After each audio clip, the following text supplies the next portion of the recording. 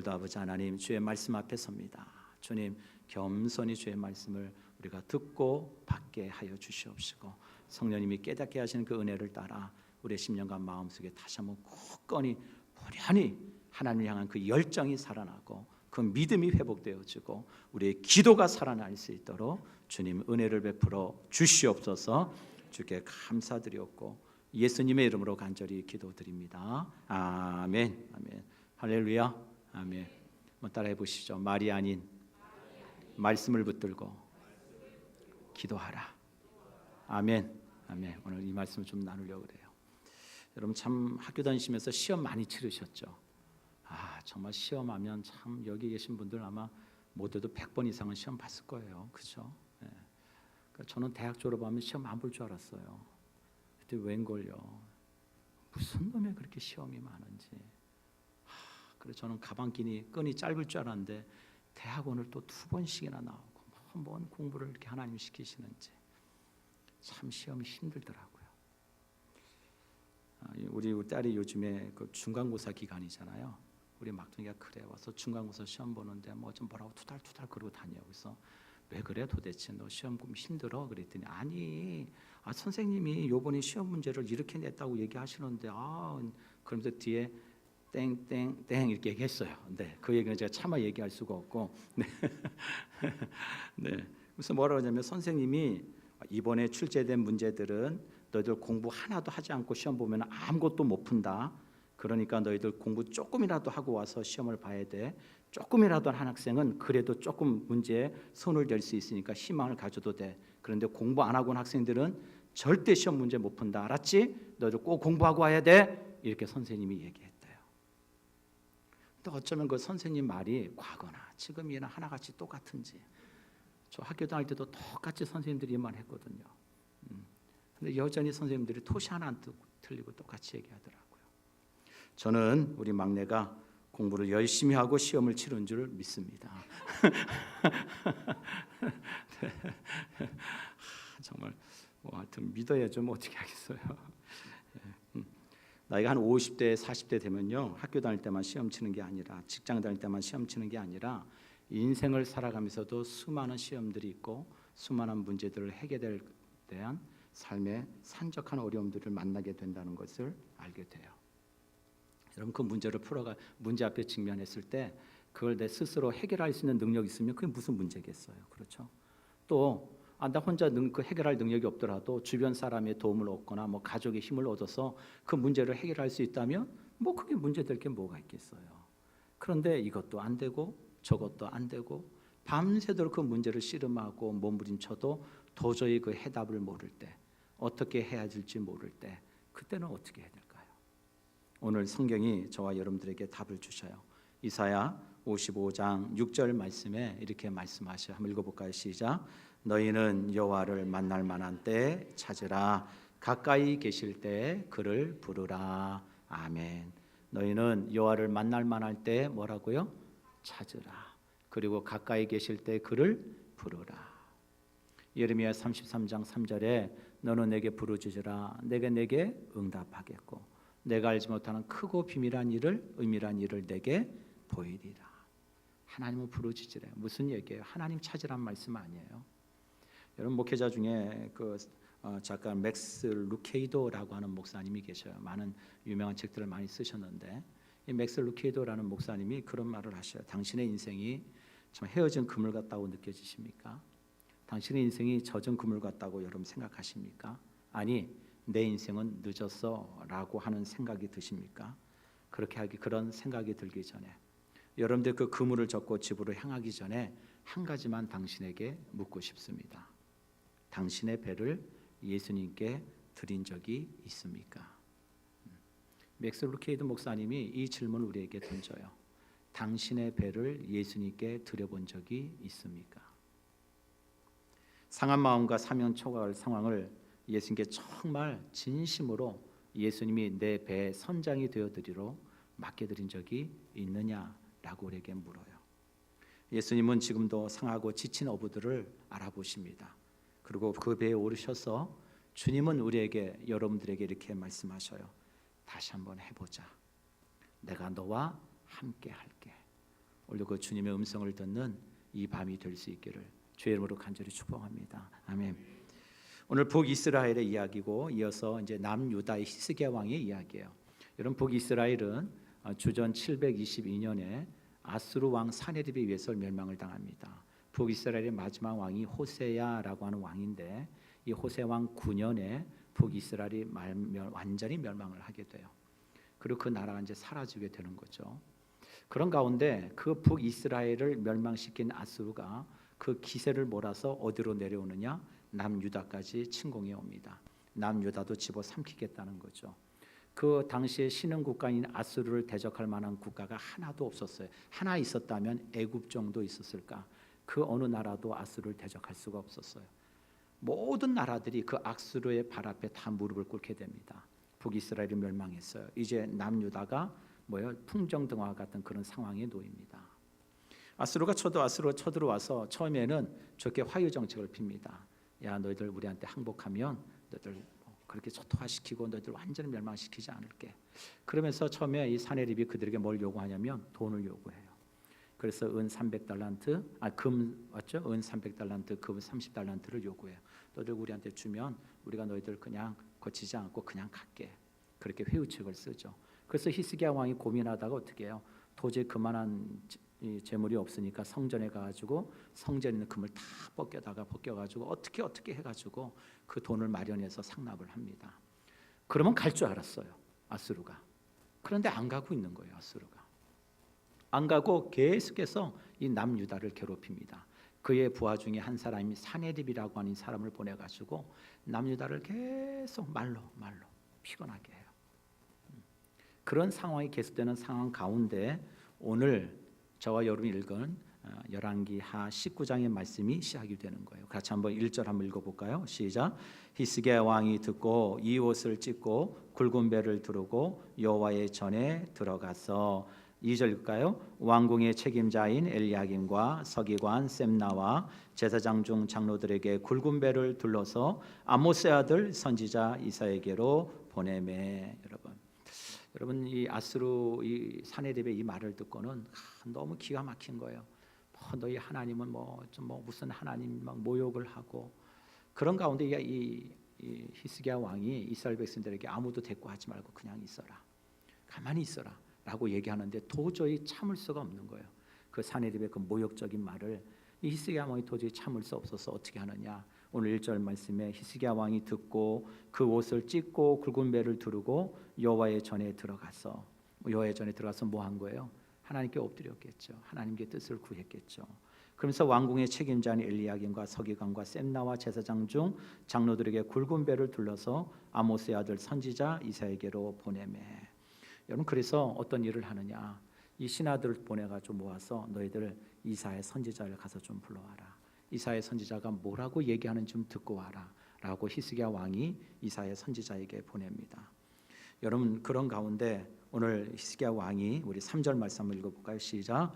그들이 이사야에게 이르되 히스기야의 말씀이 오늘은 환난과 징벌과 모욕의 날이라 아이를 낳을 때가 되었으나 해산할 힘이 없도다. 오늘은 환난과 징벌과 모욕의 날이다. 근데 뭐라고 얘기해요? 아이를 낳을 때가 되었는데 먹을 힘이 없어요?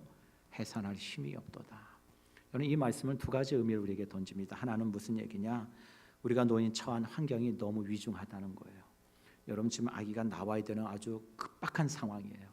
그런데 그 급박한 상황 가운데 뭐라고 얘기해? 아이를 낳을 뭐가 없어요? 힘이 없대요. 능력이 없어요. 여러분 그러면 어떻게 될까요? 아이도 죽고 산모도 죽겠죠. 아주 급박하고 위중한 상황인데 그 위중한 상황을 해결할 능력이 내게 없다 이런 얘기예요. 여러분 참 이런 상황에 한번 놓여 보셨나요? 여러분 열왕기하 4장을 보면 여러분들 읽으셨을 거예요. 리딩 지어서 말씀 그 순서대로 읽고 오시면서 열왕기 4장에 보면 여러분 엘리사 선지자가 그 선지자 생도 중에 한 사람이었던 한 가난한 과부의 그 어려운 처지를 돕는 이야기가 나와요. 그 가난한 과부가 엘리사 선지자에게 찾아오죠. 선지자여, 우리 남편이 당신 밑에서 수학을 하고 당신의 종이었던 걸 아시지 않습니까? 그리고 그가 얼마나 하나님 앞에 신실한 종인지 당신도 아실 겁니다. 그런데 우리 남편이 죽었습니다. 우리에게 남은 것이라고는 빚밖에 없습니다. 그리고 이 두 아들 외에는 우리가 아무것도 가진 것이 없습니다.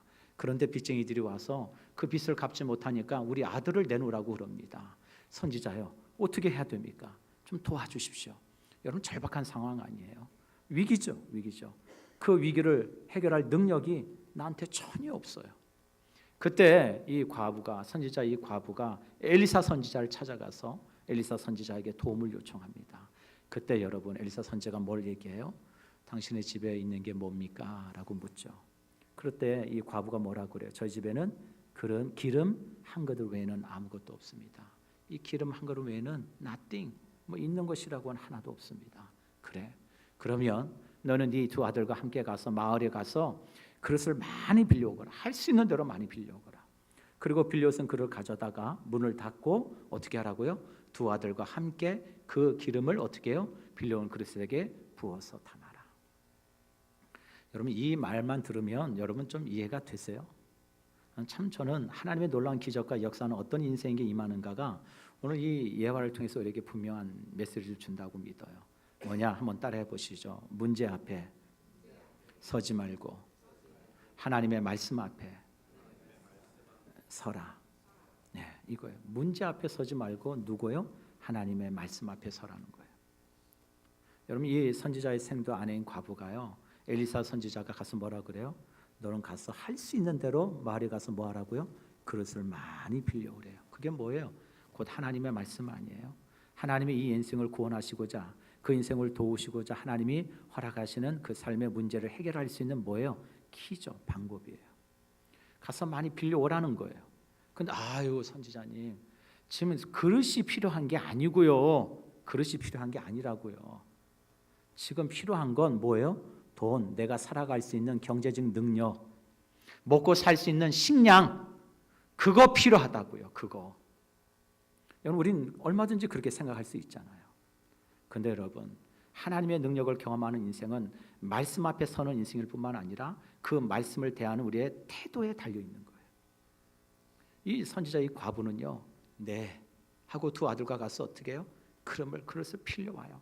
할 수 있는 대로 많이 하라고 했으니까 여러분, 얼마나 분주하게 돌아다녔겠어요. 그리고 나서는 나중에 뭐라고 얘기해? 선지자가 너 기름을 가져다가 팔아서 뭐하고 빚도 갚고 뭐하라고 얘기해요? 생활도 해라. 여러분, 무슨 얘기인지 아시겠죠? 빚을 갚을 정도의 기름이 나왔고 뿐만 아니라 남아서 뭐 할 정도였어요? 생활할 정도의 기름이 나왔다는 얘기는 무슨 얘기예요? 이 여인이 아들과 함께 그릇을 어떻게 했다는 얘기예요? 할 수 있는 대로 많이 빌려왔다는 얘기죠. 전에 사는 성도 여러분, 우리의 믿음의 삶은 그런 거예요. 우리의 계산으로 하나님이 하시는 일을 바라보지 마시고, 여러분, 제가 늘 말씀드리잖아요. 계산은 우리가 하는 게 아니라고요. 계산은 누가 하시는 거예요? 하나님이 하시는 거예요. 하나님이.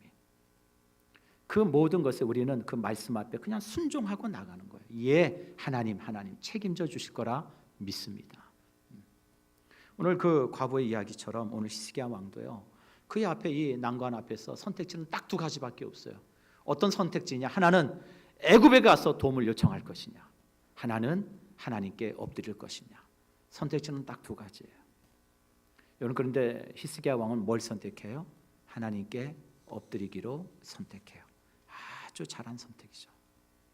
전에 사는 성도 여러분, 오늘도 저와 여러분이 처한 그 상황과 환경이 아무리 어려울지라도 여러분 인생의 주변을 먼저 계산하고 여러분들이 사람들을 먼저 생각하기보다는 하나님께 나와서 그 문제를 하나님께 놓고 구하고 아래는 그 선택을 하는 저와 여러분이 되시기를 주의 이름으로 간절히 축복합니다. 아멘.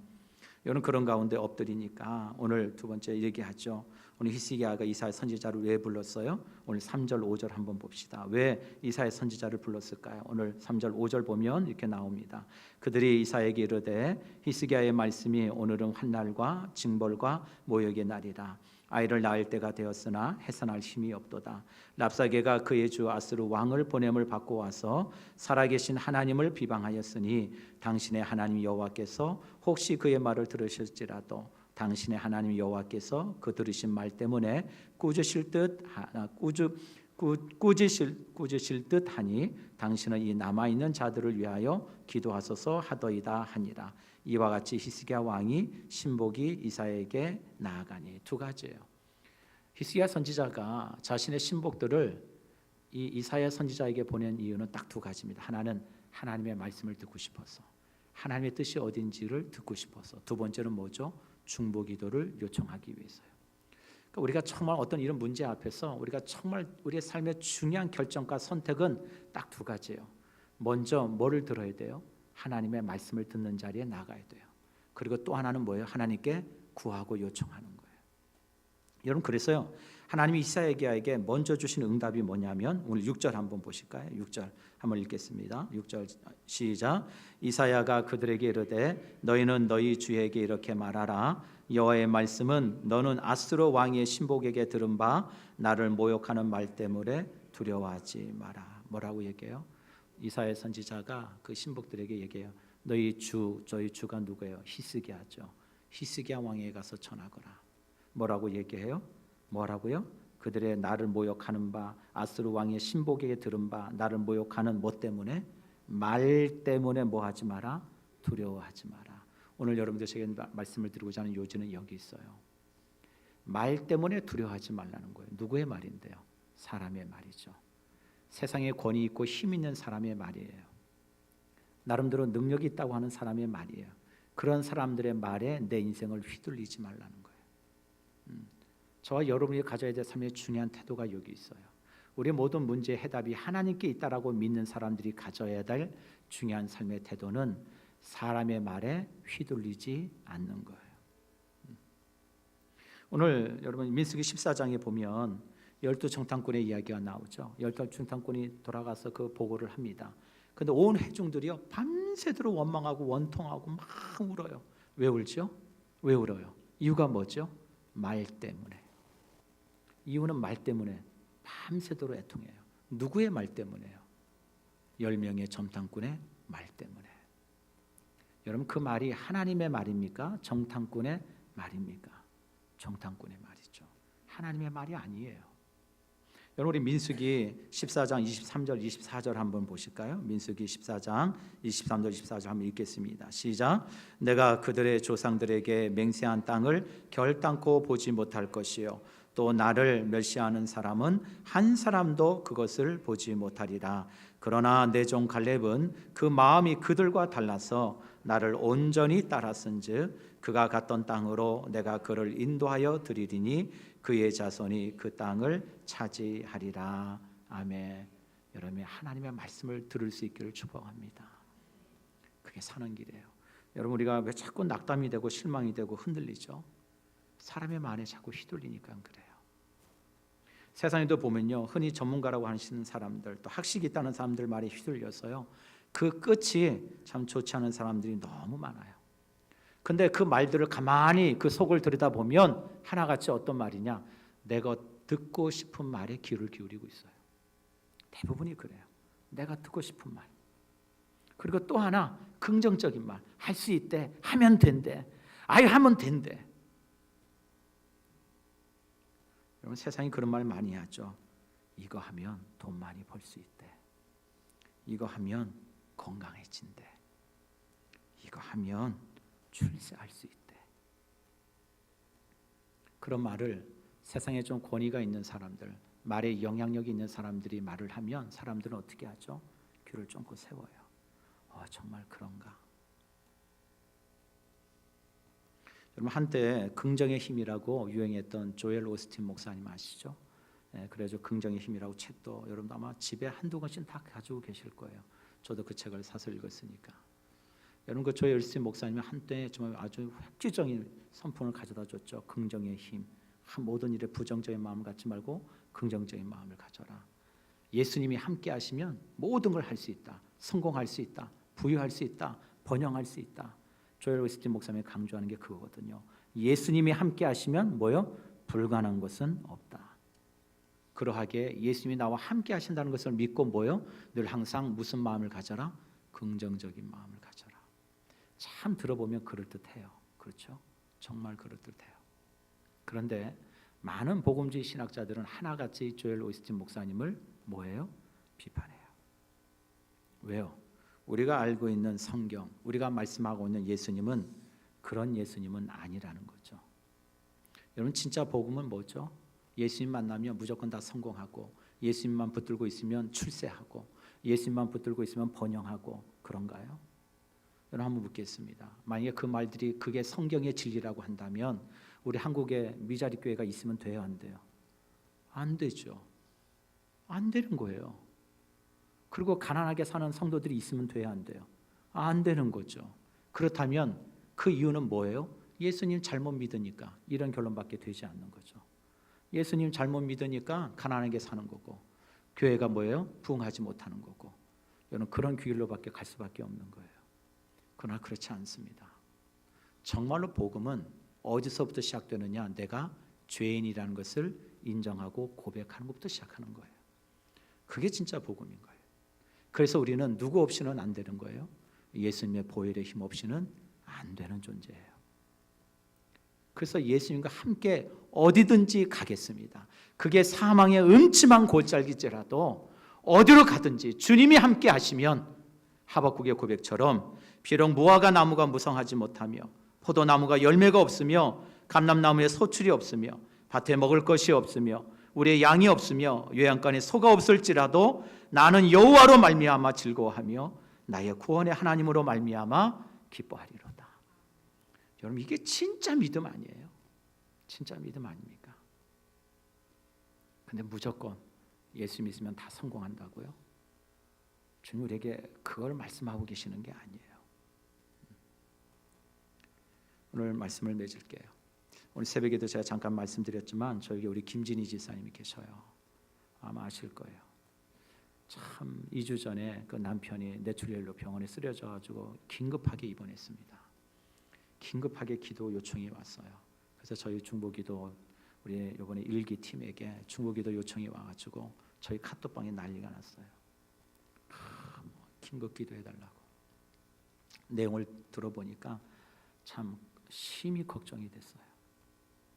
남편이 젊은데 뇌출혈에 쓰러져가지고 한쪽 혈관이 막혔는데 너무나도 그게 어려운 부위고 위험한 부위여서 함부로 손을 댈 수도 없고 혈관이 막히다 보니까 뭐예요? 또 이쪽에 한쪽이 마비가 와가지고 진짜 그 모습을 보는 아내 마음이 여러분 어떻겠어요? 죽을 지경이겠죠. 아니 또 정말 앞으로 팔팔하게 사회생활 해야 될 남편인데 아주 젊은데 여러분 반수가 불구가 되는 장애인이 된다고 생각해 보세요. 상상하기도 싫죠. 그래서 기도해달라고.